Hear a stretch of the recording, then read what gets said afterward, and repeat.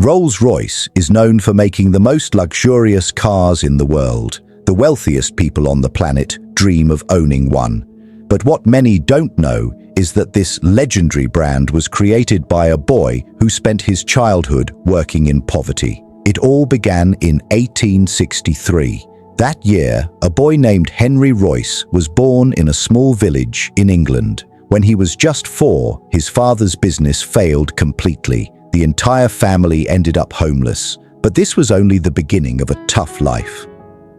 When Royce was 9 years old, his father passed away. After that, his mother started working as a maid to support the family, and young Royce began delivering newspapers to earn some money. His future looked bleak and uncertain. But something important happened when he turned 14. One of his aunts noticed that he had talent. She approached the Great Northern Railway Company and helped him get a job there as an apprentice. Over the next 3 years, Royce worked very hard, day and night. He studied many books, spent hours in a workshop, and learned carpentry, mathematics, and especially electronics. By the time he was 17, he had become a skilled mechanic. At 21, he was working as an engineer at a firm called Maxim Western. But the company was facing financial troubles and was close to shutting down. Royce had chances to take other jobs, but instead, he decided to open his own small electrical business. He used $20 of his savings and opened a small workspace in Manchester. He called it F.H. Royce & Company. He partnered with his friend, Ernest Claremont. In the beginning, Royce accepted any work he could find, such as fixing sewing machines and doing electrical fittings. But he noticed that the demand for electrical products and lighting was increasing, so he began making arc lamps, bulb holders, and electronic doorbells. This move completely changed his company's future. By the year 1900, his company had made over $20,000 in sales. At age 38, Royce had a family and was planning to build a large factory. Everything seemed to be moving in the right direction. But then, the story took an unexpected turn. In 1901, companies from Germany and America entered the British electronics market. The competition grew stronger, and the prices for electronics dropped. Royce's business began to collapse. As things got worse, his physical and mental health also started to decline. When he went to the doctor, the advice was simple. He needed fresh air and some rest. He was advised to buy a car so he could travel comfortably and recover. Royce took a break to regain his health. He bought a French-made car called the Decauville. But the car was noisy, the brakes were poor, and it often overheated. For someone like Henry, who cared about perfection, the car was unacceptable. So he didn't just fix it, he redesigned it completely. What he ended up with was a much better version than the original. That success gave him confidence. He realized he could build his own car from scratch and maybe even start a car company. He gathered a small team and began working on a new design.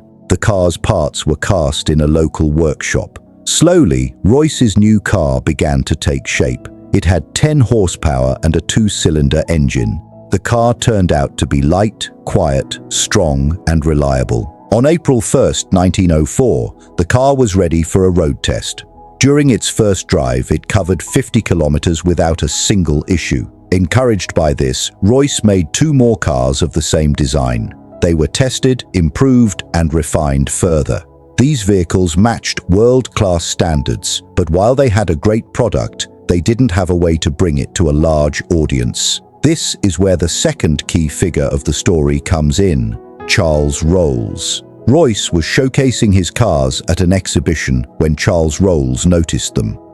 Rolls was a serious car enthusiast. He already had a successful business selling high-quality vehicles. He had been looking for a top-notch British car maker, and now he had found one. He took a close look at the cars and was extremely impressed. He told his business partner that he had found the best engineer in the world. Soon after, Charles Rolls and Henry Royce agreed to team up to sell the cars together. The name they decided on was Rolls-Royce. In March 1906, Rolls-Royce Limited was officially formed. The company started offering 4 car models with 10, 15, 20, and 30 horsepower. Rolls-Royce believed that racing was the best way to show off a car's quality, so they entered famous races like the Isle of Man and the Tourist Trophy. Rolls-Royce cars won those events and even set new speed records. The company had already become known as a world-class car maker, but their biggest success was still ahead. At the end of 1906, Rolls-Royce released a new model with 40 and 50 horsepower and a 6-cylinder engine. The car had a silver body and ran so quietly and smoothly that people said it moved like a ghost. That's why they named it Silver Ghost. To promote it, Rolls-Royce decided to do a major endurance test. They planned a long 24,000-kilometer drive. The Silver Ghost was driven continuously for 2.5 months, including every Sunday. It completed the entire distance without any issues. This showed just how dependable the car was. They also organized public tests to impress people. One of the most famous was called the Whisper Test. In it, they placed a coin upright on the hood of the car while it was running.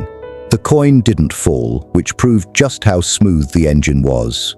These clever demonstrations made the Silver Ghost famous as the best car in the world. It quickly became the top choice for kings, queens, and powerful leaders of the time. The partnership between Rolls and Royce turned out to be a brilliant decision. Their success kept growing. But then something tragic happened. Besides cars, Charles Rolls was also deeply passionate about aviation. On July 12, 1910, he was flying a plane called the Wright Flyer. Sadly, the tail section of the plane broke during the flight. The aircraft crashed from a height of 100 feet.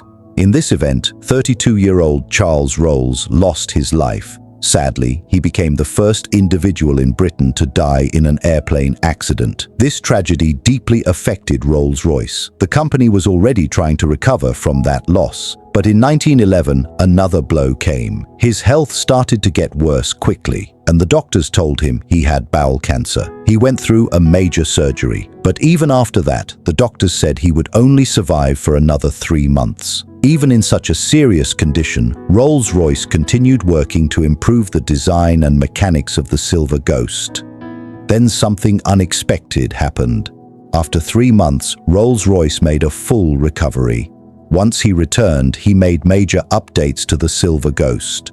The ground clearance was raised, the suspension system got better, and the chassis was made stronger. At the same time, Rolls-Royce noticed that a trend had started where people were placing personalized mascots on the car's bonnet. But the company was concerned because some of these mascots were not appropriate. That kind of thing could damage the company's image. So, they decided to make their own official mascot. For this, they used the figure of a British actress named Eleanor Thornton, who also worked as a model. The sculpture showed a woman leaning forward, with her arms swept back and the wind blowing against her. This design represented elegance, freedom, and speed. The name of this mascot was the Spirit of Ecstasy. Ecstasy means extreme joy. Thanks to all these changes and improvements, the sales and profits of Rolls-Royce grew rapidly. By the year 1913, the company had earned more than £90,000 in profit. There were also plans in place to expand their branches across the world. But then something happened that almost brought Rolls-Royce to its knees. World War I began in 1914.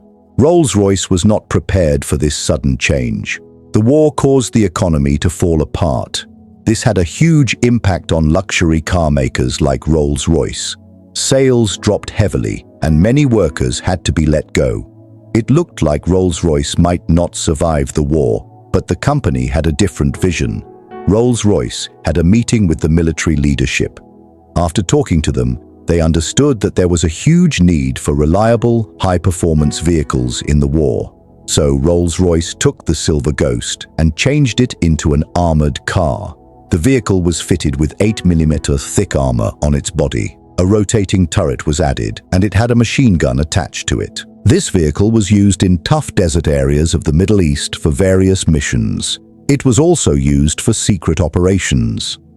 On top of that, because the Silver Ghost was very smooth to drive, it became the ideal vehicle to carry wounded soldiers.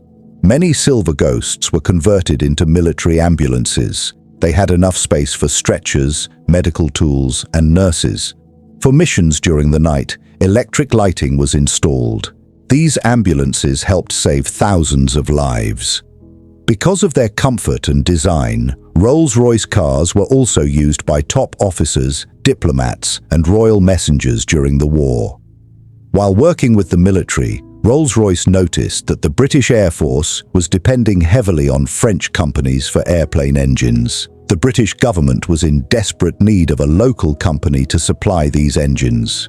Seeing this opportunity, Rolls-Royce stepped into the aircraft engine industry. Rolls-Royce personally studied aircraft engine designs and, in 1915, released its first engine, named the Eagle. This engine was more dependable, lighter, and used less fuel compared to others. Because of this, by the end of that year, the British Air Force had placed an order for 500 Eagle engines. But Rolls-Royce didn't stop there. At the end of 1915, the company made the Hawk engine, which was used in light aircraft. Then in 1916, Rolls-Royce developed the Falcon engine, which was a smaller version of the Eagle. And in 1918, the company built the Condor engine, made for big aircraft with long flying range. These engines gave Britain a clear advantage in air battles, spy missions, anti-submarine tasks, and bombing operations. This became a major factor in their success. Rolls-Royce's step into making aircraft engines turned out to be a smart and important move. Even today, Rolls-Royce engines are used in thousands of military and commercial planes. In 1918, the First World War came to an end.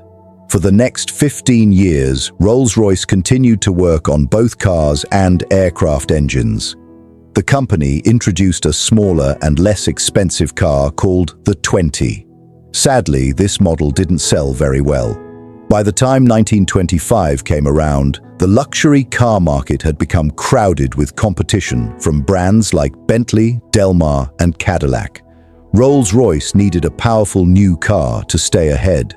So, they stopped making the Silver Ghost and brought out a new model, the Phantom, which had better speed and featured brakes on all four wheels. The Phantom became a hit and brought Rolls-Royce back to the top of the luxury market. Later, Phantom 2 was released, and it was equally successful. In 1931, Rolls-Royce bought Bentley, which was on the verge of bankruptcy. After that, Rolls-Royce created another famous car, the Bentley 3.5L. It was a great combination of both Rolls-Royce's and Bentley's strengths.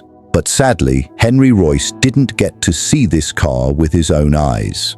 On April 22, 1933, at the age of 70, Henry Royce passed away, just months before the car's production began. Since Henry Royce's death, the company has faced both high points and tough times. On the one side, they launched classic cars like the Phantom 3, Silver Shadow, and Ghost. On the other side, in the 1960s, they had to deal with serious money problems. Because of this, the car and airplane businesses had to be separated. Today, Rolls-Royce is owned by BMW Motors. Yet even now, Rolls-Royce is seen as the top name in luxury cars because of its timeless models. To own a Rolls-Royce is to own a piece of art. It represents the excellence and charm that Henry Royce built with his vision.